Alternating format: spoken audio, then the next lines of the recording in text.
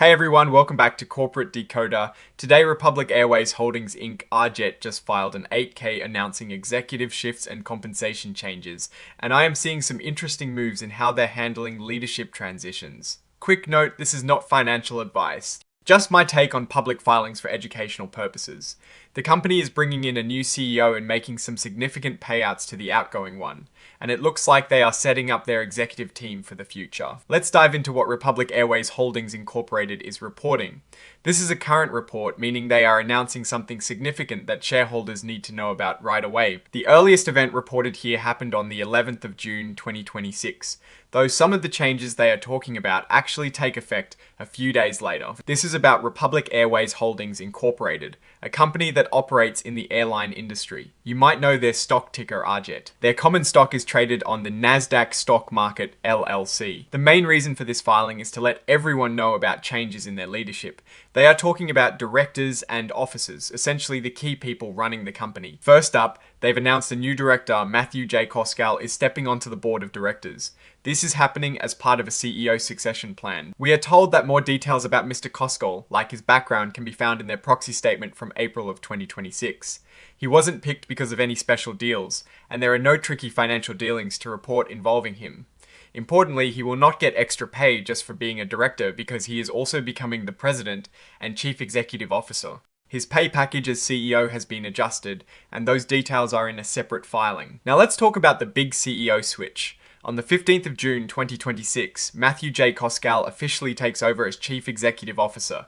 The person he is replacing, David Grizzle, who had been in the CEO role temporarily since July of 2025, is going back to being the chairman of the board. He'll be a non-executive chairman, meaning he won't be involved in the day-to-day operations. To make sure Mr. Grizzle is properly compensated for his time as CEO and can transition smoothly back to a non-executive role.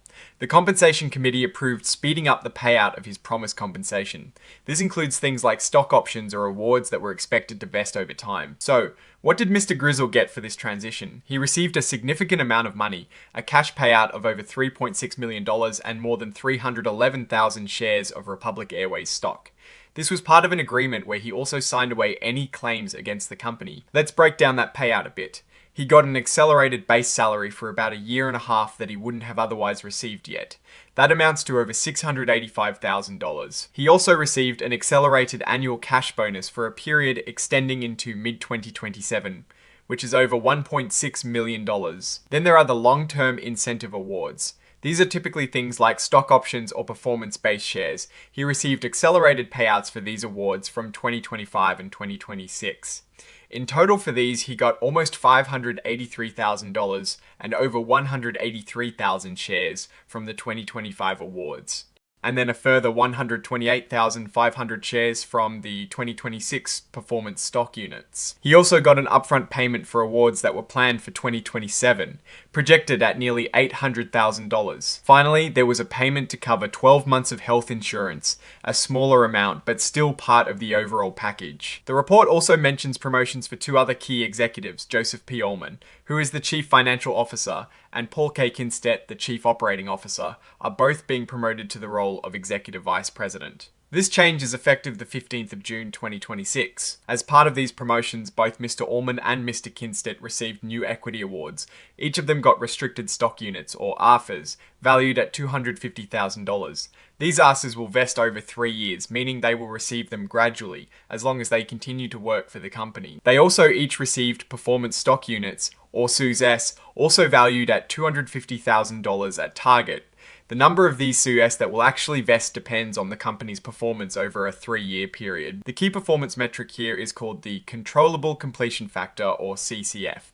This basically measures how many flights were completed as scheduled when the company had control over the factors, excluding things like bad weather. The table shows that to get the full payout for these SUS, they need to achieve a CCF of 99.60% over the 3 years from the start of 2026 to the end of 2028.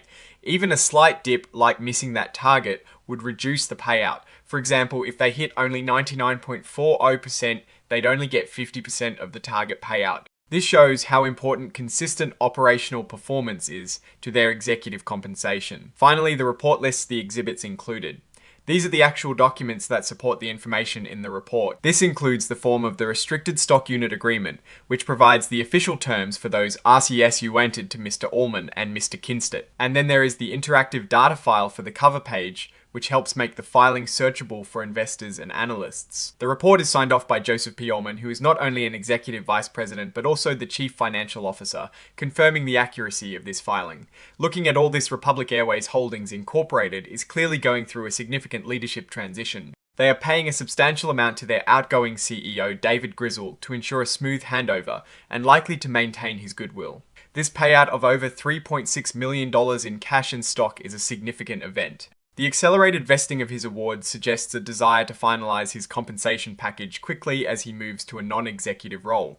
Simultaneously, they are elevating two key executives, Joseph P. Ullman and Paul K. Kinstedt, and incentivizing them with new equity grants. The structure of these grants, with both RSUs and performance stock units tied to specific operational targets, indicates a focus on both retention and performance. The 99.60% target for the controllable completion factor is a high bar, showing the company's expectation for operational excellence. What is interesting here is the contrast between the large exit package for Mr. Grizzle and the new awards for the incoming team. It suggests a strategic effort to reward loyalty and commitment while also aligning the new leadership with clear performance objectives. The risk I am watching is whether this substantial payout to Mr. Grizzle sets a precedent for future transitions, and how the company's operational performance holds up to meet the ambitious targets set for Ullman and Kinstedt. My biggest concern is the cost associated with these executive changes and whether they will translate into improved future performance and shareholder value.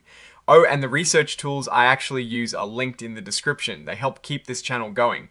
That is my take. Stay decoded. If this analysis was valuable, hitting that like button really helps, and subscribe for more deep dives. Don't forget to check out the Discord in the description.